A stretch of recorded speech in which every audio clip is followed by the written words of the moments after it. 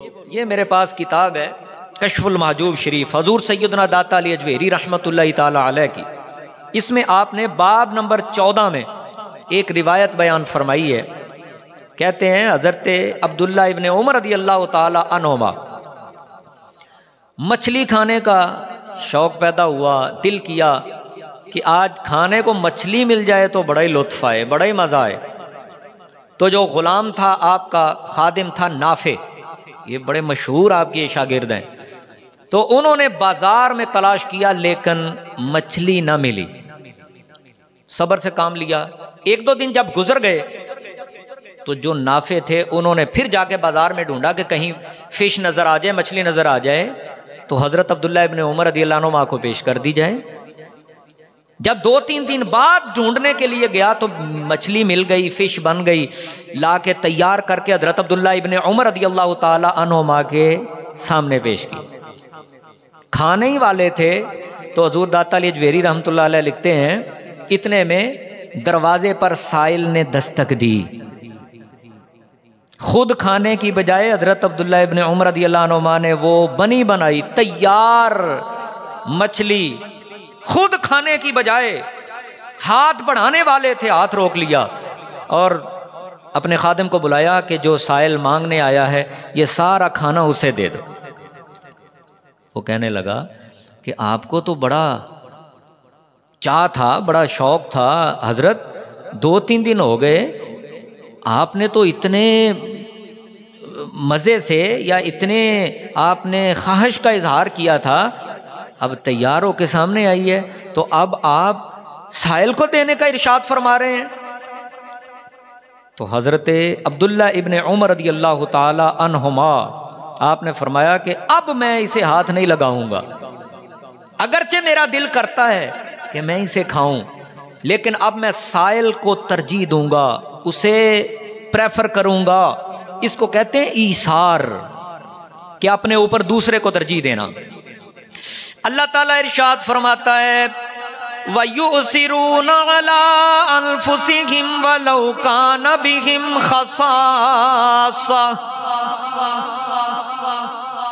28واں پارہ سورۃ الحشر آیت نمبر 9 ہے۔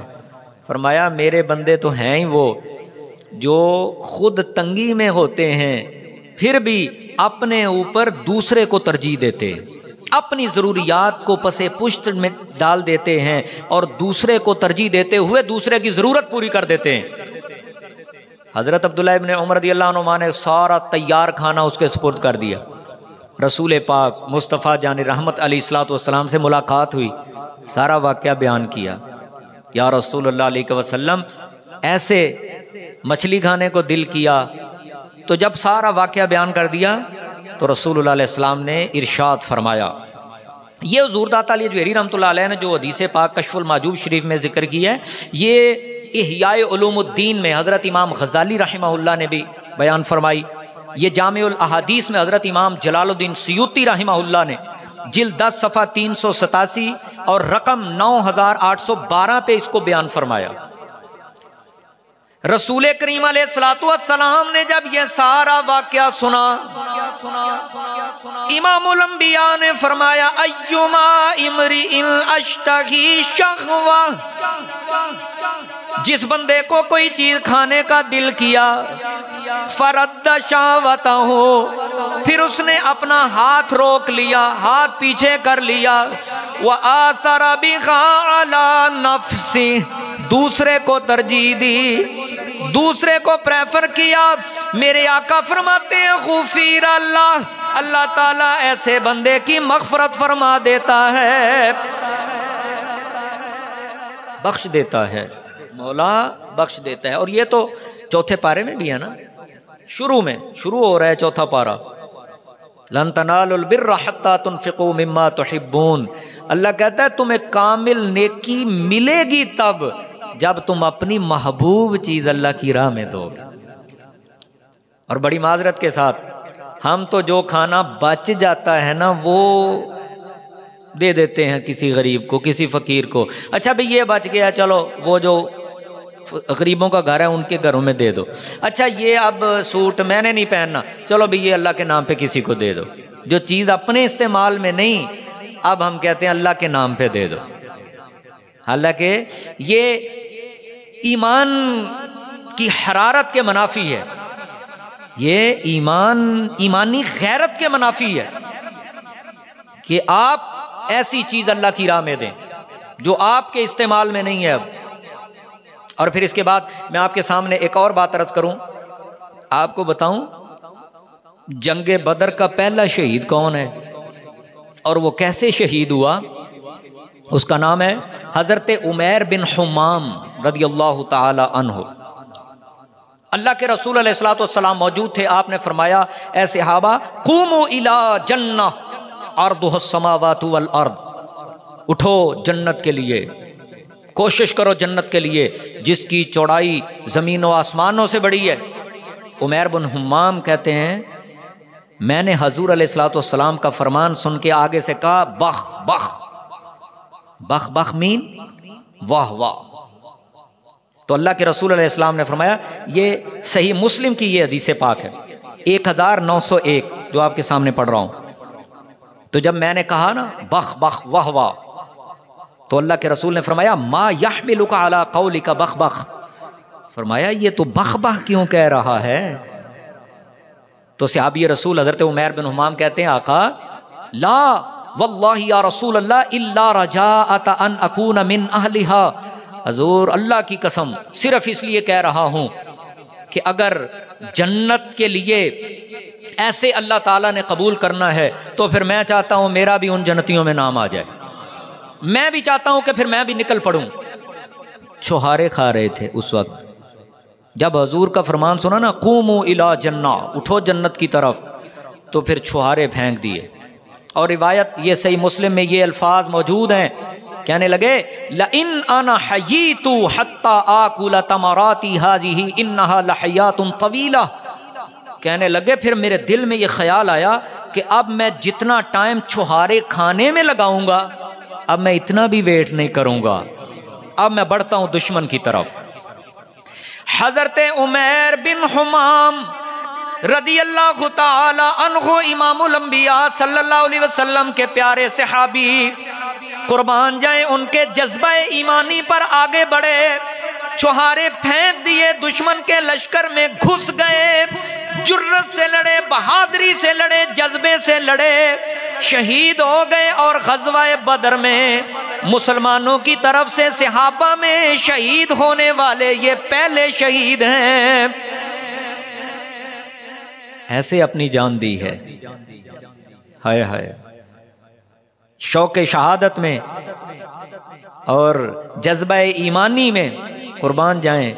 خدا کی قسم ان جیسا چشم فلک نے منظر نہیں دیکھا کبھی۔ کیسے وہ لوگ تھے، ان کے بھی گھر والے تھے۔ آج میں کہتا ہوں نہیں بھی میرے تو گھر والے ہیں، میرا تو کاروبار ہے، کیا بنے گا؟ میں یہ کہتا ہوں صحابہ کے گھر والے بھی تھے، ان کے کاروبار بھی تھے، وہ بھی جینا چاہتے تھے، لیکن میرے بھائیوں وہ اللہ اور اس کے رسول کی محبت کو ہر محبت سے بڑھ کر مانتے تھے۔ اللہ تعالیٰ یہ نہیں کہتا کہ گھر والوں سے محبت نہ کرو، پیار نہ کرو، لیکن یہ ساری محبتیں یاد رکھو درجہ بدرجہ ہیں، یہ گریجولی ہیں، یہ ڈگری بائی ڈگری ہیں، اللہ کی محبت سب سے بڑھ کر۔ تو اسی لیے تو علامہ اقبال نے وہ کہا ہے نا، ہے تو اسی مفہوم سے متعلق ہے کہ لا پھر ایک بار وہی بادہ و جام ایسا کی، ہاتھ آ جائے تجھے تیرا مقام ایسا کی، کہ کاش وہ جذبہ مسلمانوں میں بیدار ہو جائے، کاش اس ایمانی چمک کی روشنی ہمارے سینوں میں بھی نظر آئے، کاش وہ فیضان ہمارے سینوں میں بھی نظر آئے۔ آپ نے بڑی قرآن اندازی ہوتی دیکھی ہوگی، پیسے کے لیے، دولت کے لیے دیکھے ہوں گے لوگ قرآن اندازی کرتے، آپ نے زندگی میں کتنے مواقع پر مفاد پرستی کے حوالے سے۔ آؤ آپ کو ایک ایسی قرآن اندازی بھی بتاؤں جو دنیا کے لیے نہیں ہوئی، جو مفاد پرستی کے لیے نہیں ہوئی۔ مستدرک للحاکم کی یہ حدیث نمبر 4866 ہے، الطبقات الکبریٰ میں جلد 3 صفحہ 482 پہ اس کو بیان کیا گیا۔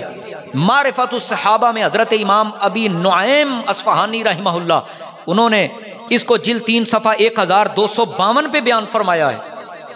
ایک باپ ہے ایک بیٹا ہے، ابھی غزوہ بدر شروع نہیں ہوا ہے، اب باپ اور بیٹا دونوں، باپ کا نام ہے خیثمہ بن حارث، بیٹے کا نام ہے سعد بن خیثمہ، دونوں رسول اللہ کی بارگاہ میں حاضر ہوئے، آقا ہم دونوں نے جانا ہے۔ تو نبی پاک نے مشورتاً ارشاد فرمایا ایسا کرو دونوں نہ جاؤ، یا باپ چلا جائے یا بیٹا چلا جائے۔ تو باپ نے آگے سے کہا بیٹا میں تیرا باپ ہوں، میں تیرا والد ہوں، میں تیرا کسٹوڈین ہوں، میں تیرا سرپرست ہوں، میں نے اتنی زندگی گزار لی ہے، اب میں جاتا ہوں تو رہ۔ تو بیٹے کا جواب سنیے، بیٹا کہنے لگا ابا جی آپ میرے والد ہیں، آپ میرے سرپرست ہیں، گھر کے کرتا دھرتا ہیں، وہ بات ٹھیک ہے، لیکن اگر کوئی دنیا کا معاملہ ہوتا تو میں آپ کی مان لیتا۔ بیٹا کہنے لگا حضرت سعد بن خیثمہ رضی اللہ تعالی عنہ کہنے لگے ابا جی اگر کوئی دنیا کا معاملہ ہوتا تو میں آپ کی بات مان لیتا، میں اپنا سر تسلیم خم کر دیتا، میں اپنے سر کو جھکا دیتا۔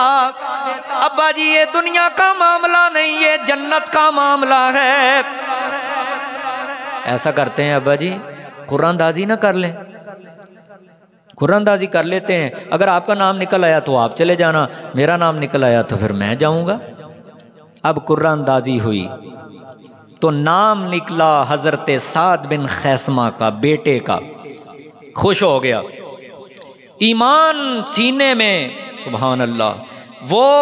ایک رونق آ گئی چہرے پہ، خوش ہوئے، آقا سے عرض کیا رسول اللہ میرا نام نکل آیا ہے، حضور میں نے جانا ہے۔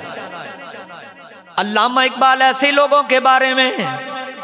انہی لوگوں کو سامنے رکھ کے کہتے ہیں